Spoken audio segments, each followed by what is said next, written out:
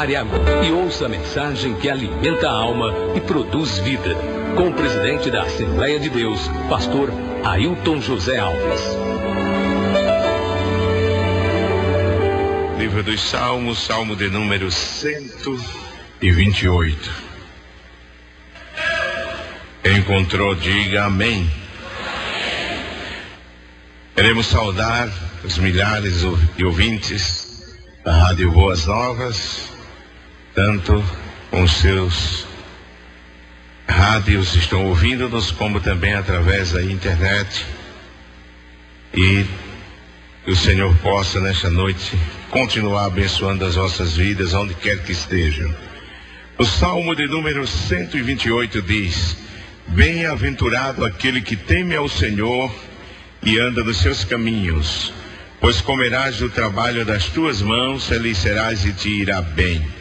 A tua mulher será como a videira frutífera aos lados da tua casa, os teus filhos como planta de oliveira à roda da tua mesa. Eis que assim será abençoado o homem que teme ao Senhor. Quantos dizem amém? Meus amados irmãos, estamos falando sobre a família na visão bíblica, na visão da palavra de Deus. É claro que constantemente os irmãos observarão que muitos ensinos dados pela palavra de Deus com relação à família já foge totalmente do contexto permitido pela nossa sociedade, mas consideramos de que as leis dos homens, elas são mutáveis, e daí porque constantemente tanto a Carta Magna da nação, que é a lei principal da nossa nação, precisa constantemente sofrer mudanças, reformas, mas a palavra de Deus é imutável, porque ela é a verdade absoluta de Deus para a nossa vida. Nesses milênios, ela tem subsistido as mutações que a sociedade tem passado, as filosofias permeado cada século, mas a palavra de Deus, como uma rocha imbatível e inabalável, permanece dizendo a mesma verdade todos os dias, e permanece até que Jesus venha. Amém, meus irmãos? Até que o Senhor volte para arrebatar a sua igreja. E estamos falando da disciplina bíblica que deve ser aplicada aos nossos filhos. Quando lemos esse texto aqui, como dissemos a última terça-feira que estivemos aqui, a palavra de Deus diz que os teus filhos, serão como plantas de oliveira à roda da nossa mesa. E é interessante que quando a palavra de Deus foi escrita aqui, se refere à planta de oliveira, o termo utilizado faz referência a um rebentozinho saindo, isso demonstrando que a palavra de Deus está falando de uma planta, de um ser que pode ser moldado pela palavra do Senhor, pela educação, pela criação. Nós falamos na sexta-feira, eu digo na última terça-feira que estivemos aqui, que criar os filhos sem disciplina, como construir uma propriedade sem muros, sem controle, sem limite. E lemos no livro de Provérbios, no capítulo 25, e o versículo 28, queremos só lembrar este texto para continuar no estudo, para ganharmos tempo. Diz assim a palavra do Senhor, Provérbios capítulo 25 e o versículo 28. Como a cidade derribada que não tem muros, assim é o homem que não pode conter o seu espírito. E a disciplina bíblica, a disciplina com equilíbrio, Não é isso? Ela pode estabelecer esse equilíbrio, esse controle na vida dos nossos filhos. A palavra de Deus ensina de que devemos discipliná-los enquanto são novos. A disciplina ensina cedo ao filho as consequências do bem, não é isso? A recompensa pelo bem que se pratica e a retribuição pelo mal que se pratica. Além disso, criar os filhos com disciplina significa ensinar aos nossos filhos a distinguir entre o que é correto e o que não é incorreto. É o que nos ensina a palavra de Deus. Em Eclesiastes capítulo 8, meus irmãos, e o versículo 11, o sábio Salomão, depois de viver sobre a terra, depois de toda a experiência que ele adquiriu, como nós vemos no livro de Eclesiastes, ali Salomão fala das suas frustrações, fala das suas experiências, em decorrência da vida, dos passos que ele havia caminhado sobre a terra. E em Eclesiastes capítulo 8 e o versículo 11, ele diz assim: visto como se não executa logo o juízo sobre a má obra, por isso o coração dos filhos dos homens está inteiramente disposto para praticar o mal.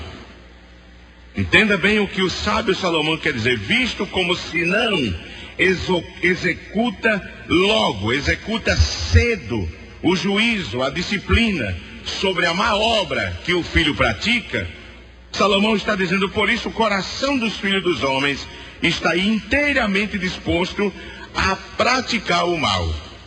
Porque muitos estão dispostos na idade juvenil, adulta, a praticar, porque faltou fazer juízo, disciplina, quando os nossos filhos equivocam-se, quando cometem um erro. No livro de Isaías, no capítulo 26 e o versículo 10, diz que elogiar o filho indisciplinado não corrige. Não se pode, irmão Gil, quando um filho vive uma vida indisciplinada, sem limites, sem correção, sem fazer o que é correto, como infelizmente muitos fazem assim. Mesmo o filho fazendo errado, elogia aqueles atos que o filho pratica. E aqui no livro do profeta Isaías, capítulo 26 e versículo 10, diz aí: ainda que se mostre favor ao ímpio, nem por isso aprende a justiça. O que comete injustiça deve ser corrigido. A indisciplina gera vergonha no futuro. Foi o que nós lemos aqui de forma exaustiva no livro de Provérbios, que quando não se disciplina o filho, ele no futuro traz vergonha para sua mãe. E nós encontramos em Jeremias, meus amados irmãos, como estamos estudando a Bíblia, gostamos sempre de ler a palavra de Deus, que é melhor do que as nossas palavras. Amém, irmãos? A palavra de Deus é melhor do que as nossas palavras. As conclusões que se faz, às vezes, os conceitos que se cria, às vezes, são inferiores aos princípios estabelecidos pela palavra de Deus. E nós encontramos aqui no livro de Jeremias uma comparação muito interessante, e vemos que a indisciplina cria muitas vezes o filho sem correção, sem limite, e preserva na vida dele todas aquelas coisas erradas. Quem não disciplina, quem não ensina, quem não exorta, quem não orienta os filhos e exige que eles aceitem a correção, eles vão ficando nos seus erros, vão sedimentando os seus erros, e depois o prejuízo vem. Deus fala de Moabe aqui no capítulo 48, versículo 11 de Jeremias. Uma coisa bem interessante que eu me lembrei enquanto meditava na palavra de Deus, e achei que isso ilustra muito bem a situação de muitos filhos que não são corrigidos como deviam ser corrigidos. Aqui no capítulo 48 de Jeremias, versículo 11 em diante, diz assim: Moabe esteve descansado desde a sua mocidade, e as suas fezes repousaram. Não foi mudado de vasilha para vasilha, nem foi para o cativeiro, por isso conservou o seu sabor e o seu cheiro não se alterou. Portanto, eis que dias vêm, diz o Senhor, em que lhe enviarei derramadores que o farão andar a grandes passos e despejarão as suas vasilhas e romperão os seus odres. Moabe terá vergonha de Quemos, como se envergonhou a casa de Israel de Betel, sua confiança. O que é que Deus está dizendo através do profeta? Diz que Moabe, por não ter sido corrigida, sempre preservou as suas fezes. A fezes era aquele resíduo, aquela borra do vinho velho, que ia sedimentando, ficando do fundo do odre. E Deus diz assim, tinha que ser trocado de vasilha para ir ficando as suas. É como se faz às vezes no interior com o café, quando não se usava o coador. O que era que se fazia? Se ia colocando deixava sentar o pó e se colocava noutra vasilha para a borra ficar lá. Deus está dizendo, Moabe sempre ficou com as suas manhas, sempre ficou com os seus pecados e nunca foi trocado de vasilha. Porque não foi trocado de vasilha, a sua sujeira ficou lá. Aí Deus diz assim, mas eu vou mandar alguém para trocar ele de vasilha. E quando os pais não corrigem os filhos, a sujeira vai ficando. E amanhã outros corrigirão. Quem é que vai corrigir amanhã? A polícia, a lei. Porque está escrito em Romanos, leva a espada para castigar os errados. E quando não se corrige a tempo os filhos, um dia ele precisará ser trocado de vasilha.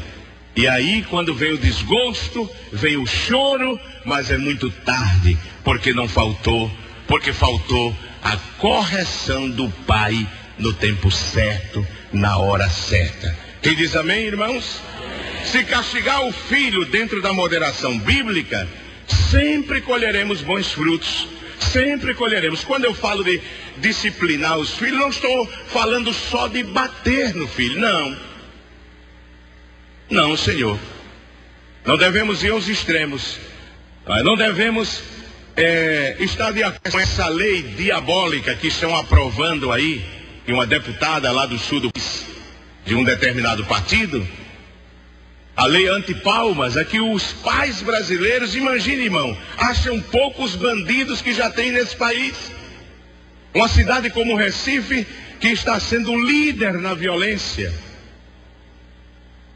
Mas aqueles que foram eleitos para criar leis que venham corrigir e manter a ordem, intentam, e tudo indica que pode ser aprovada uma lei que não permite aos pais sequer dar uma palmada no filho.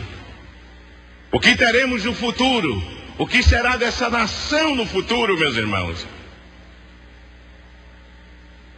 É motivo para orarmos pelo nosso país, porque o que vai contrariar os princípios da palavra de Deus tem espaço nessa nação e no seio daqueles que estão a legislar as leis desse povo.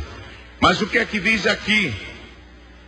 A Bíblia diz que se castigar o filho dentro da moderação bíblica, é claro.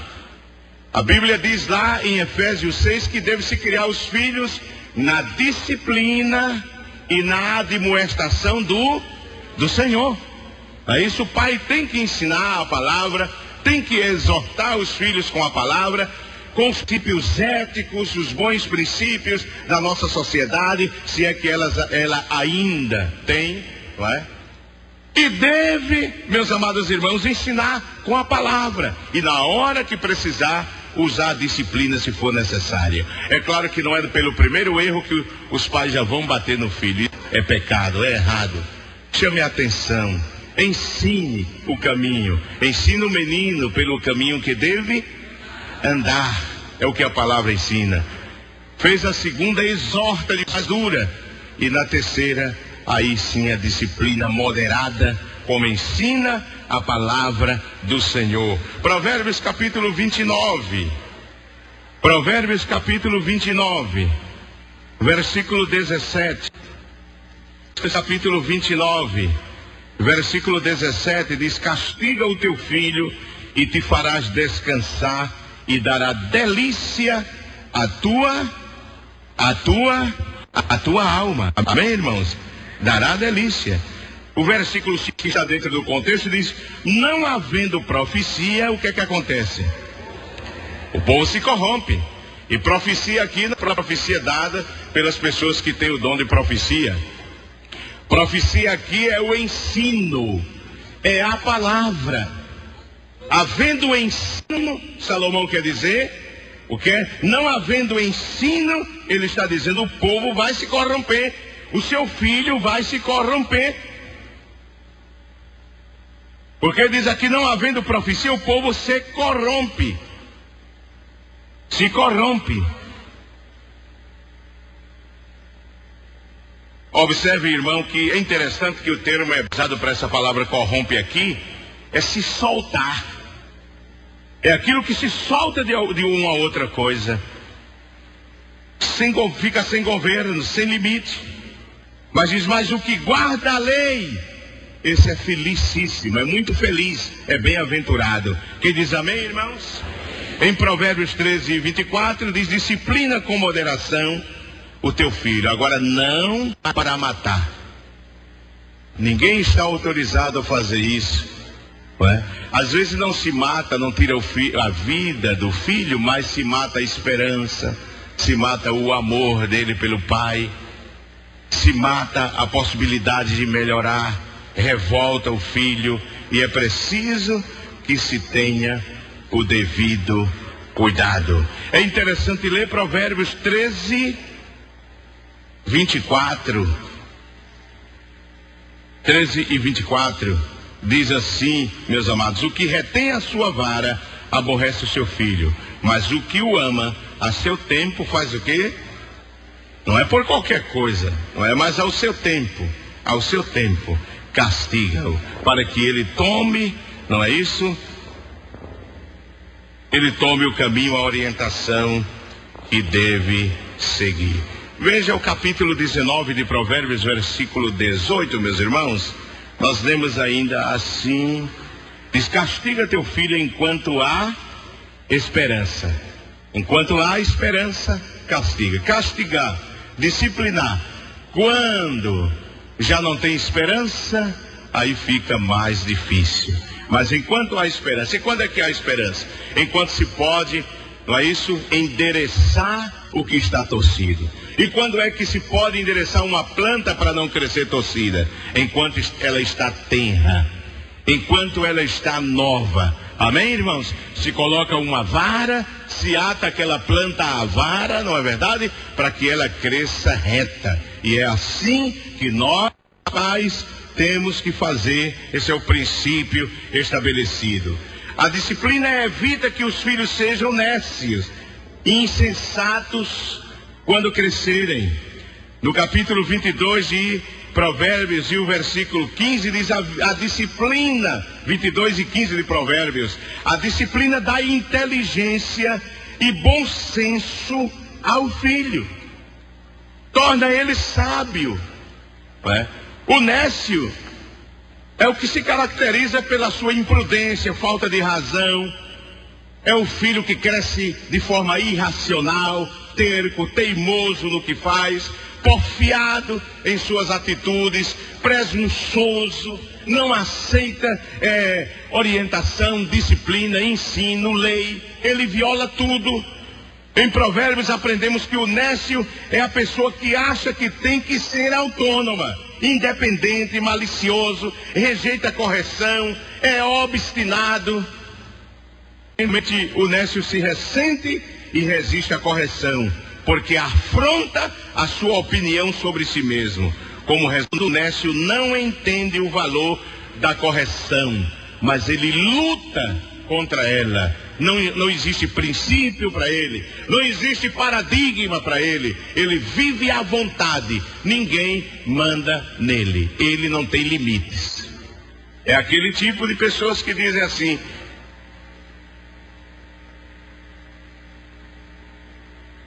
eu vou à igreja, mas não se meta na minha vida. Sabia que tem muita gente hoje assim, né? Eu quero, vou como quero, não se meta na minha vida.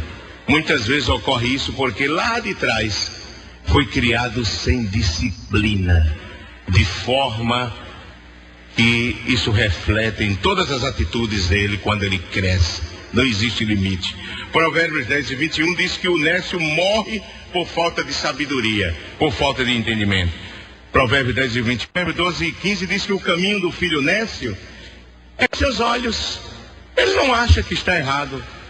Provérbios 13:19 diz que o nécio abomina separar-se do mal, apartar-se do mal.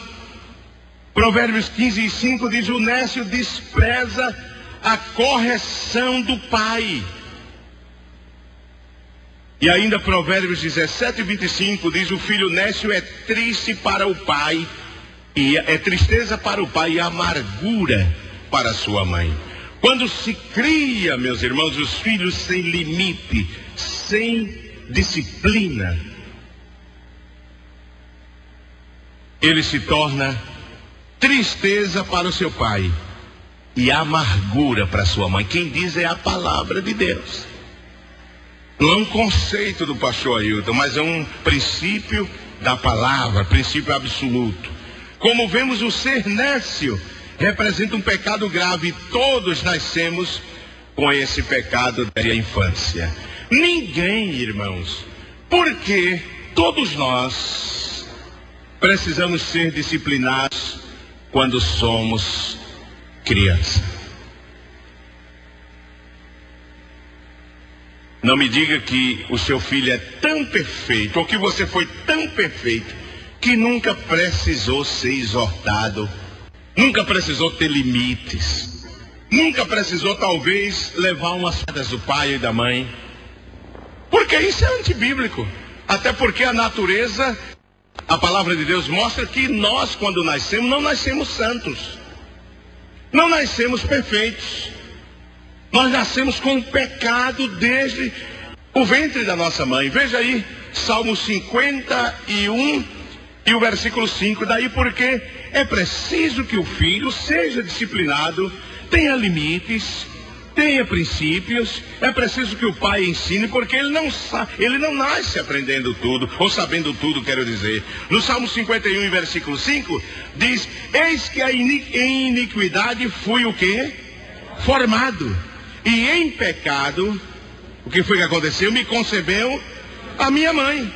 Então, se em iniquidade eu fui formado, e em pecado me concebeu a minha mãe, as tendências naturais que eu nasço com ela não é para o bem, é para o mal, é para o pecado, é para a desobediência, é para a rebeldia. Então, se esses princípios, eles já vêm conosco, então eles precisam ser corrigidos. Eles precisam ser. Isso significa que desde a nossa concepção temos uma natureza pecaminosa que herdamos de Adão. O que é que diz Provérbios, capítulo 22 e o versículo 15? A estultícia está ligado ao coração do menino. Veja que coisa. A estultícia está ligada ao coração do menino. Precisa ser corrigido. Em Salmo 58 e versículo 3, meus amados, eu gostaria que todos lessem comigo. É interessante esse texto aqui. Quando eu li a minha Bíblia, achei muito interessante. Salmo 58 e versículo 3 diz assim: alienam-se os ímpios desde o quê? Desde a madre. Ninguém nasce bonzinho, ninguém nasce crente, isso é conversa. Às vezes até, eu sei que isso não é, se diz sem pensar, não é? E não é o que a gente quer entender dessa expressão. Você é crente? Desde quando? Eu já nasci crente. Não, ninguém nasce crente, irmão. Nasce pecador. Precisa ser salvo pelo Salvador. Precisa crer em Jesus Cristo. Precisa ser alcançado pelo sangue de Jesus Cristo. Precisa ser abençoado pela conquista, pelos méritos que o sacrifício de Jesus conquistou. Mas o salmista diz aqui: alienam-se os ímpios. O que é alienam-se? Alienam-se, ou seja, desviam-se. Os ímpios desde a madre.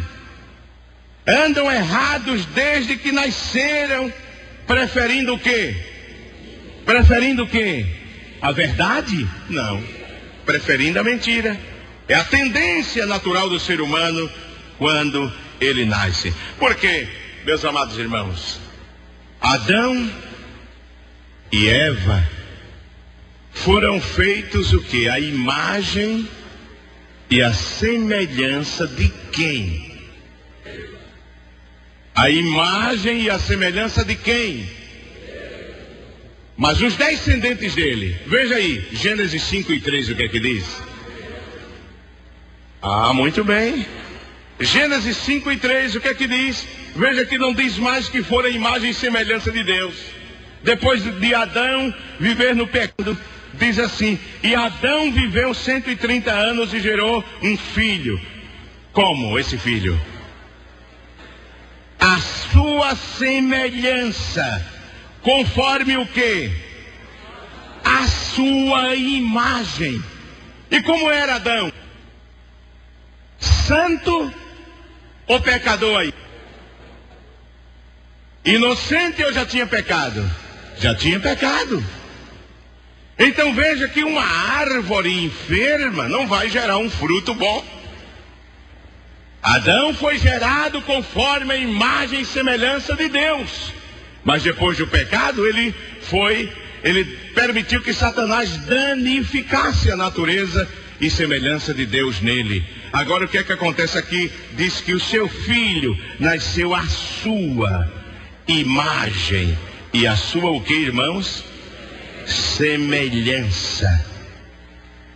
Semelhança. Mas qual é a solução, pastor, para isso? Está muito claro na palavra. Provérbio 22:15, parte B do versículo, diz: mas a vara da correção afugentará dele. Amém, irmãos? Esse espírito de desobediência, a vara e a repreensão dão sabedoria, mas o rapaz entregue a si mesmo envergonha a sua mãe. Veja que é interessante esse versículo, quando o homem de Deus, o Salomão, diz assim: a vara e a repreensão dão sabedoria, mas o rapaz entregue a si mesmo, quer dizer, que se cria à volonté, se cria como bem quer, como aquele filho de Davi, que a palavra de Deus diz que ele nunca contrariou seu filho. Meus irmãos, não se pode criar filho sem contrariá-lo em algum momento. E vai chegar o momento que você vai ter que dizer a ele não, vai ter que dizer a ele basta, vai ter que dizer a ele até aqui, e isso vai contrariar ele, mas vai ser saúde para ele. Não podemos criar os filhos permissivos, fazendo o que bem quer, entende? Porque vai dar trabalho. Amanhã, quando crescer, vai dar trabalho a pastor, vai dar trabalho aos governantes, vai dar trabalho às autoridades, vai dar trabalho ao patrão, vai dar trabalho à polícia, vai dar trabalho em todo lugar que chegar e viver. Porque foi criado sem limite, irmão. Mas a disciplina instrui o menino em justiça, em santidade. A disciplina quebranta a vontade própria desvinculada de Deus. Quando disciplinamos o filho, quebramos esse espírito que ele nasce com ele, de obstinação, de desobediência, de violação aos princípios estabelecidos por Deus. Leiamos Salmo 32. Salmo 32 e o versículo 4. Salmo 32 e o versículo 4. Mas assim, amados,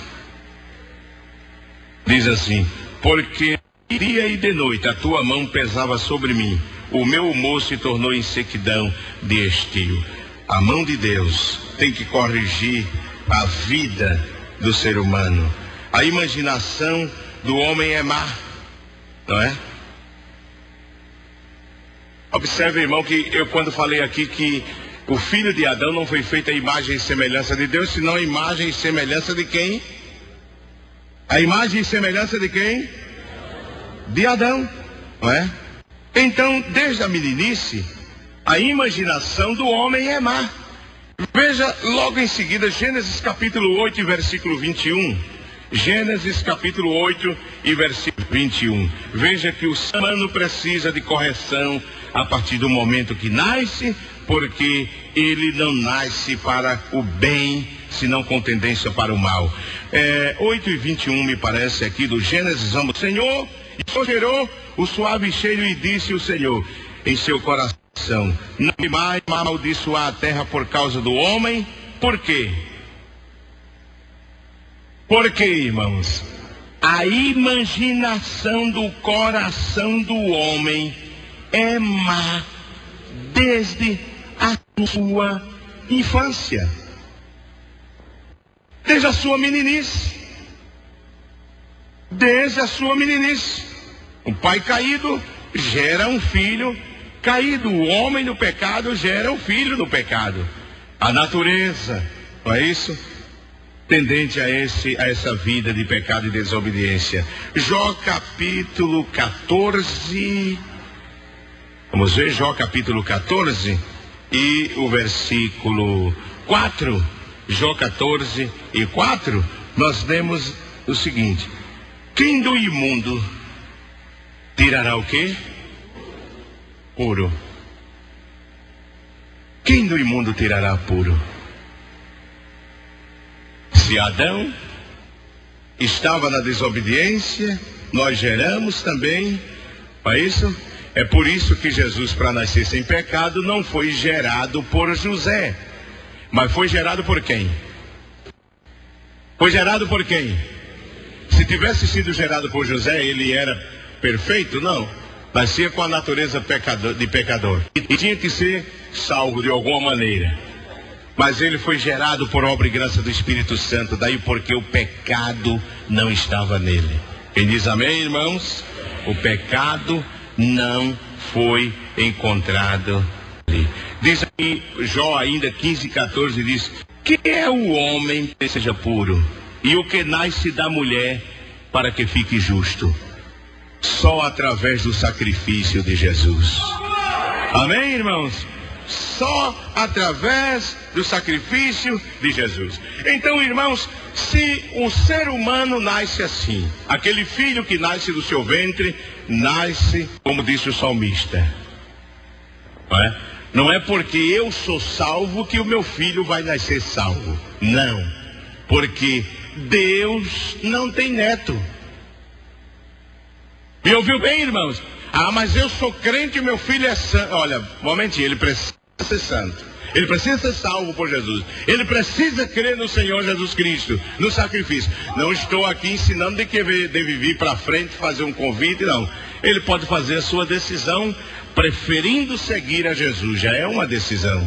Amém, irmãos? Se ele toma o caminho do Senhor, já foi a decisão que ele tomou. E ele crê que Jesus é o Salvador e que morreu na cruz por ele, ele é salvo, é claro. Mas não é porque é filho do pastor, não é porque nasceu do ventre da diligente discípulo da oração. Não, Senhor, porque Deus não tem. Deus tem filhos. Amém, irmãos? E para ser filho dele tem que nascer de novo, ser gerada nova natureza nele. Glorificado seja o nome do Senhor. Então, podemos descobrir que a quem cabe a responsabilidade de educar os filhos? Biblicamente, essa tarefa é a nós pais. Não é missão de creche, de irmãos, de tios, do colégio.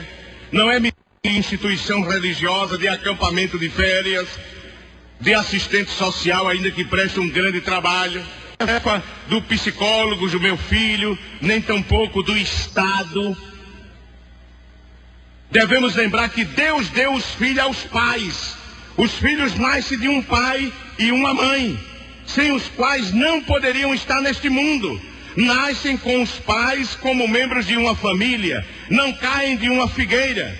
Ainda que existam muitas instituições dizendo o que temos que fazer com os nossos filhos, lembremos-nos que Deus pedirá conta a cada pai e não à instituição nem ao Estado.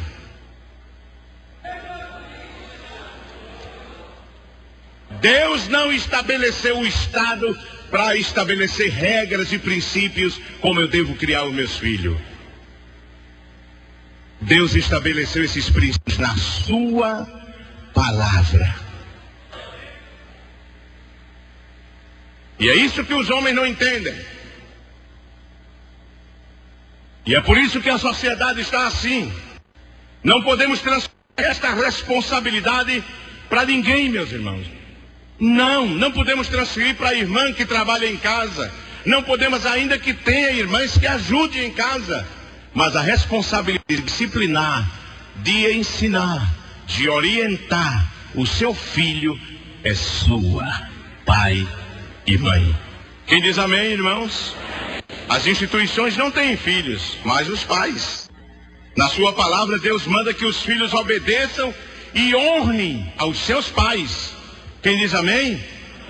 Aos pais manda que criem seus filhos com disciplina e admoestação do Senhor. Efésios 6:4.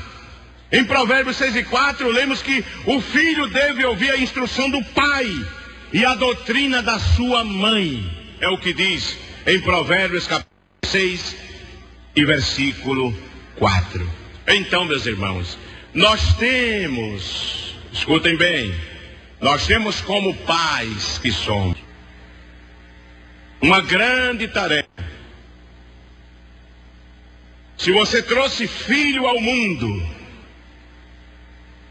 é porque assumiu, aceitou a responsabilidade diante de Deus de criá-los no temor do Senhor. Porque você não é como a avestruz, que gera os ovos, como está escrito no livro de Jó, e deixa enterrado na areia. E se vire. Não, você não é assim, porque Deus vai pedir conta a você.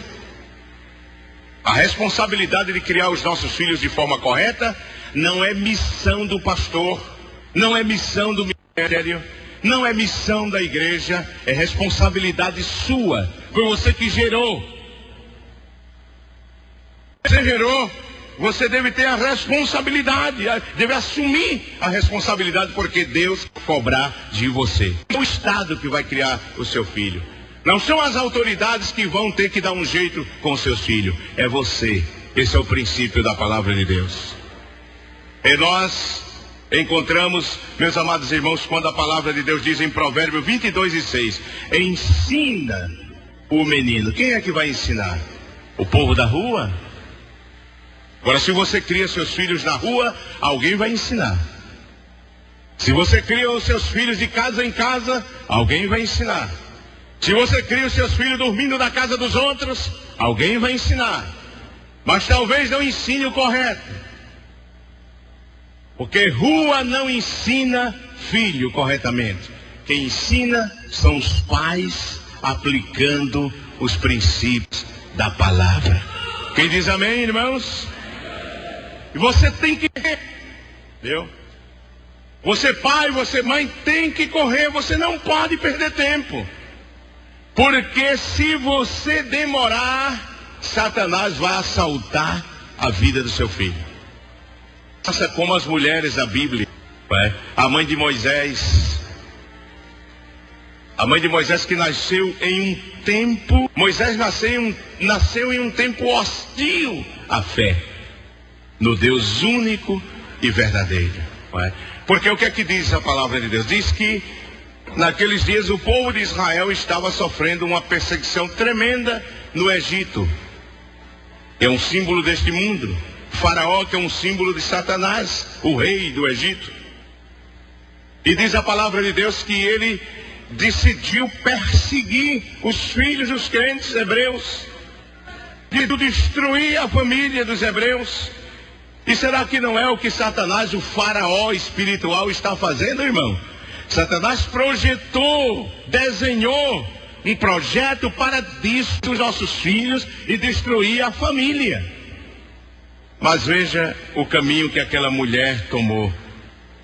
Observe que, se traçarmos um paralelo dos dias, como fazia Faraó com os filhos dos hebreus, Êxodo capítulo 1, abra a Bíblia, nós estamos estudando a Bíblia, e ela fala, amém, irmãos? E o que ela fala é a verdade, ninguém pode desfazer ou contradizer. Capítulo 1 e versículo 15 de Êxodo, diz que o rei do Egito falou às parteiras das hebreias, das quais o nome de um era Cifrá e o nome da outra Puá, e disse: quando ajudardes no parto das hebreias, e as virdes sobre os assentos, se for filho, o que é que deve fazer? Matai-o. Mas se for filha, então, viva. Satanás queria matar os filhos dos crentes. Quantos matam hoje? Os que querem aprovar o projeto do aborto são irmãos de Faraó, irmão, que mata sem sentir nenhuma dor. Mas as parteiras, irmãos, elas temeram ao Senhor. E quando elas temeram ao Senhor, não fizeram como o rei do Egito lhe dissera. Mas diz a Bíblia que elas conservaram os meninos com vida. Então o rei do Egito chamou aquelas parteiras e disse-lhes: por que fizestes isto, que guardastes os meninos com vida?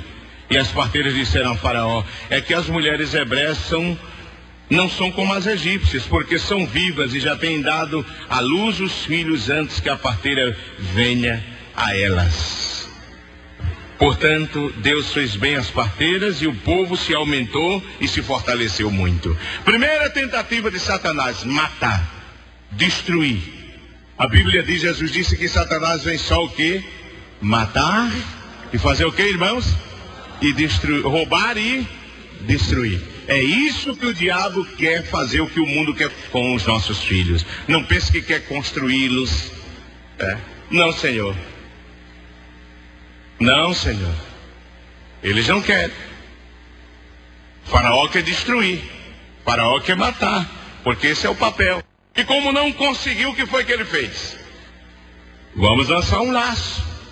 Vamos jogar os filhos no rio Nilo, para serem comidos pelos crocodilos. Era uma forma de ter seus filhos como sacrifício, sabia disso? Porque a água do Nilo era considerada sagrada. Quando a rainha, a filha de Faraó, estava se lavando no Nilo, aquele banho era um ritual de purificação. A água do Nilo, o Nilo era considerado um dos deuses do Egito. E os crocodilos também eram adorados pelos egípcios. Observe que dessa forma, Faraó não conseguiu matar, estava oferecendo os filhos dos hebreus ao sacrifício, como oferta aos seus próprios deuses. Satanás é isso que quer oferecer os nossos filhos.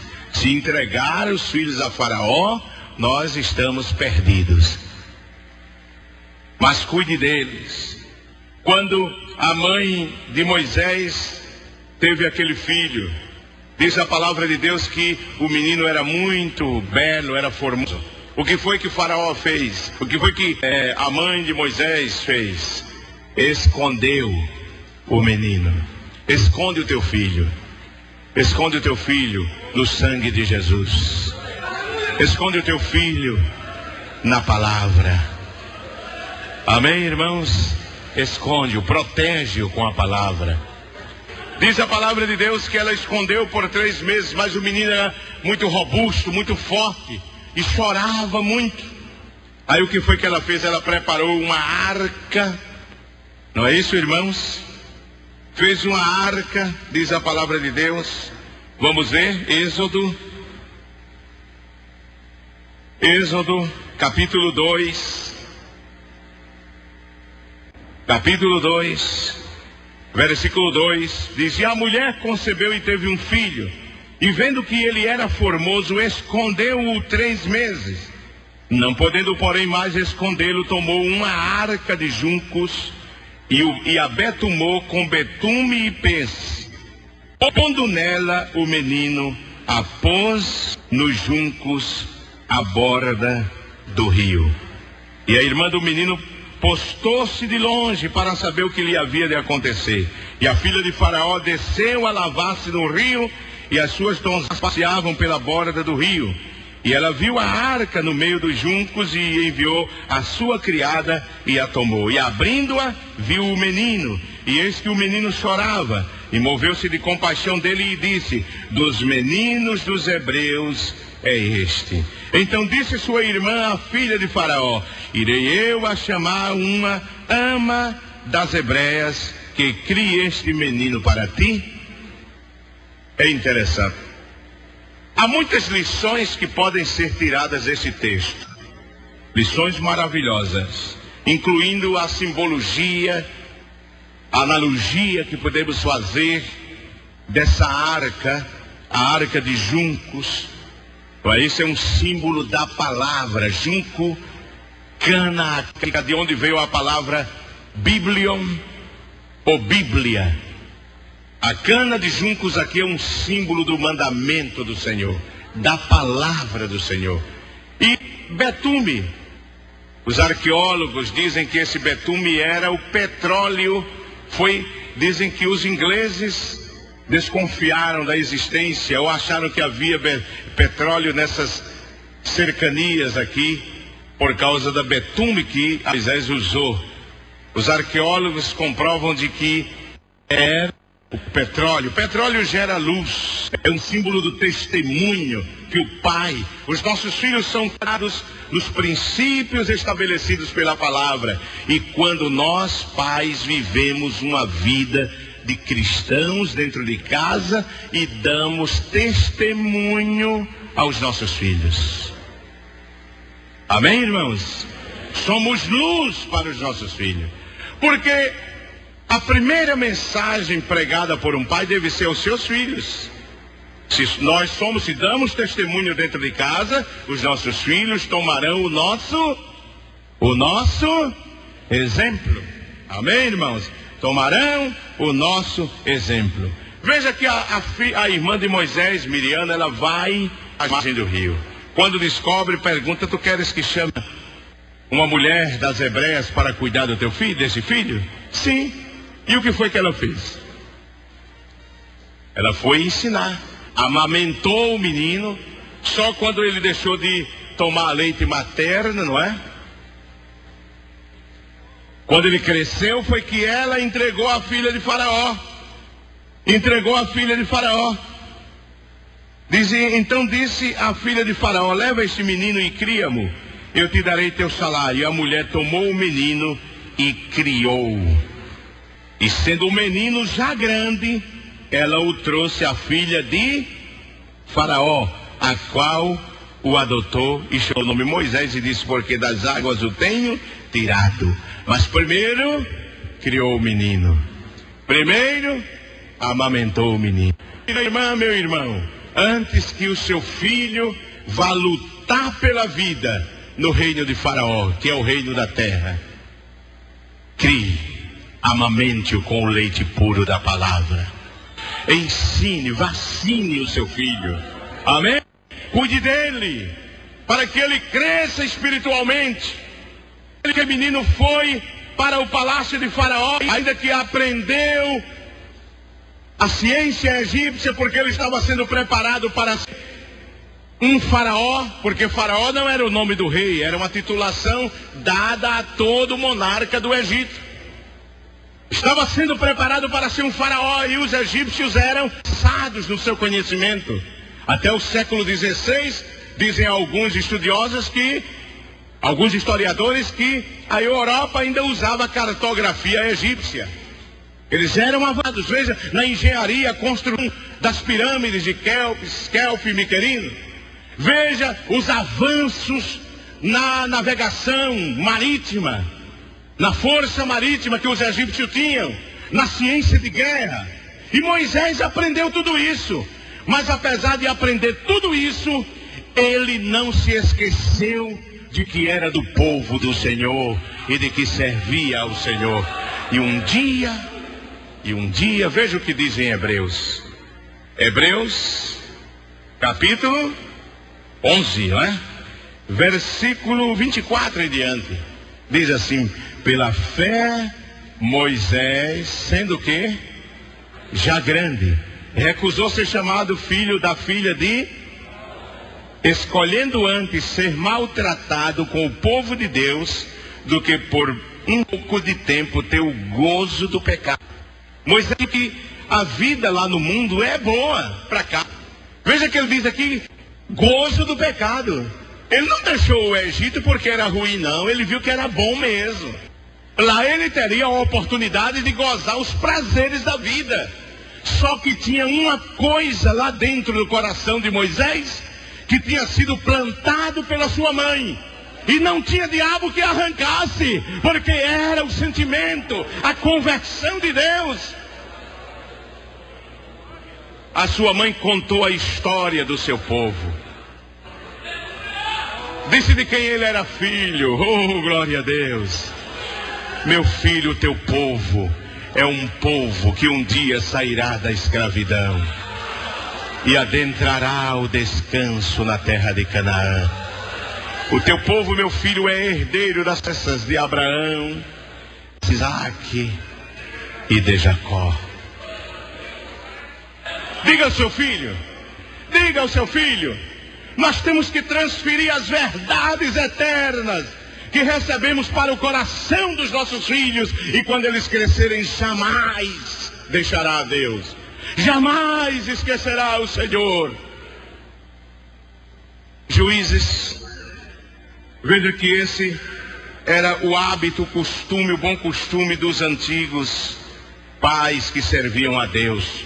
Juízes capítulo 6 de Juízes. Eu acho muito interessante essa passagem, irmãos. Versículo 13 de Juízes 6 e 13. O 12 diz assim: então o anjo do Senhor lhe apareceu e lhe disse: o Senhor é contigo, o quê?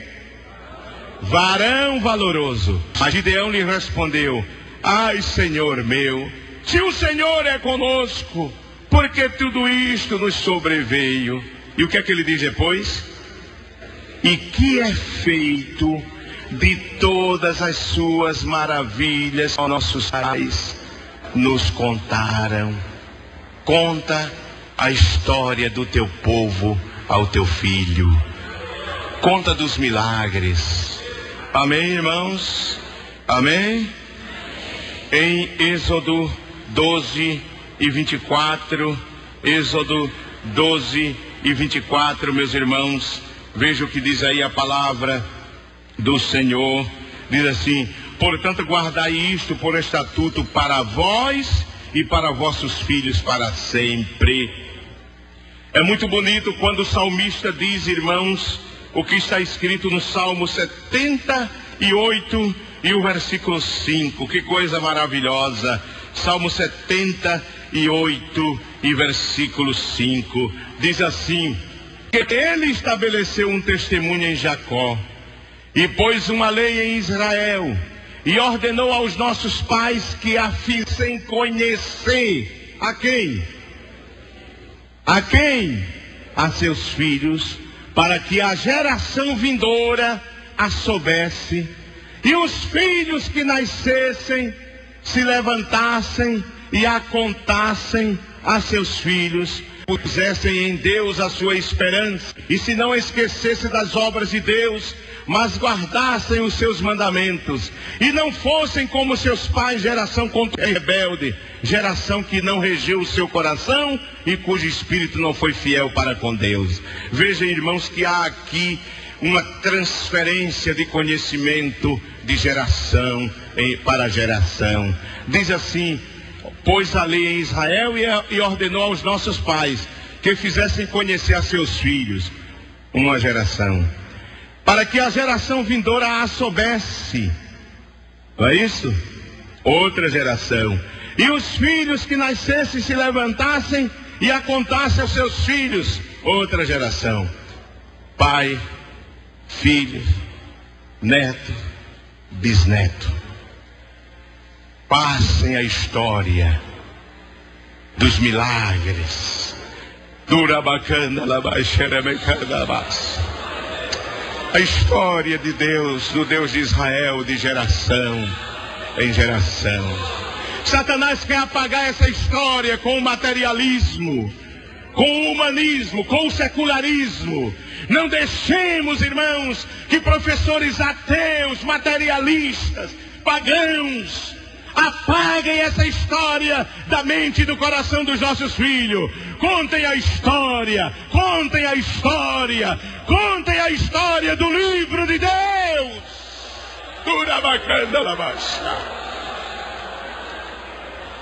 Gastem tempo. Aleluia. Gastem tempo.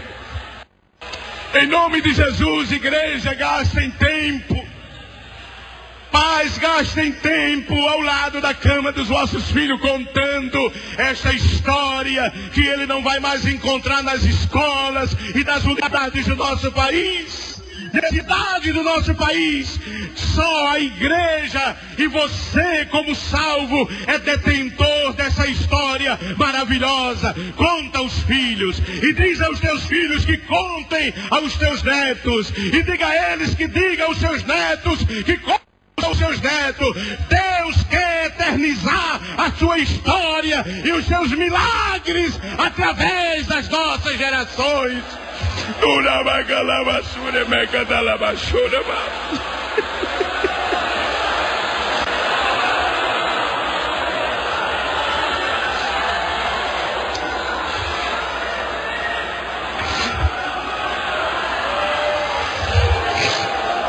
Se Jesus não vier, eu quero que quando eu não exista mais, os meus netos contem aos seus filhos. E os netos dos meus netos contem aos seus netos.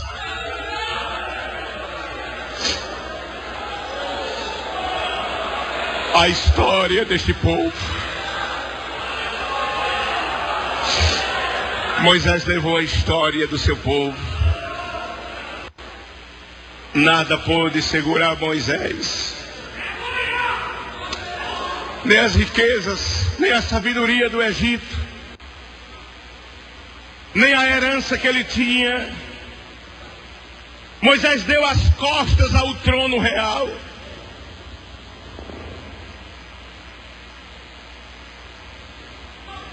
Moisés deu as costas ao trono real.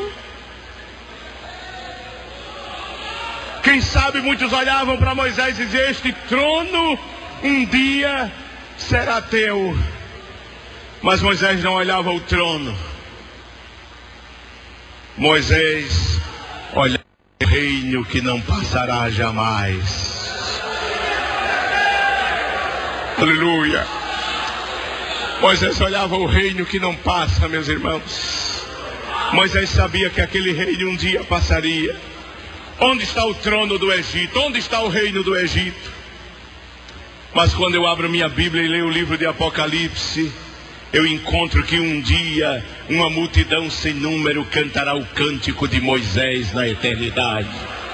Aleluia, aleluia, aleluia. Cantará o cântico de Moisés na eternidade.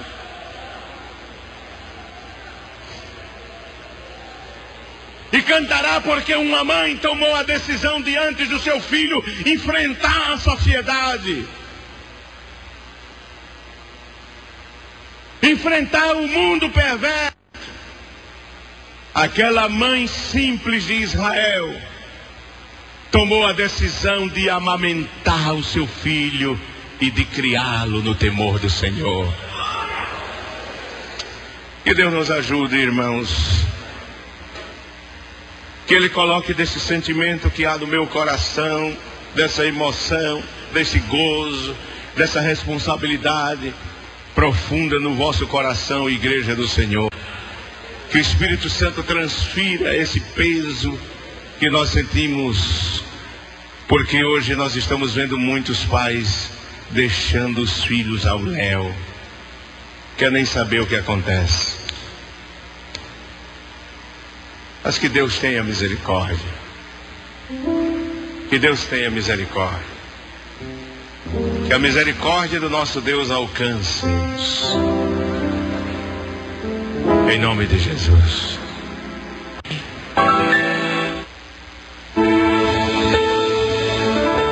Obrigado, caro ouvinte, pela sua audiência. E esperamos você na próxima mensagem que alimenta a alma e produz vida. Com o presidente da Assembleia de Deus, pastor Ailton Gomes.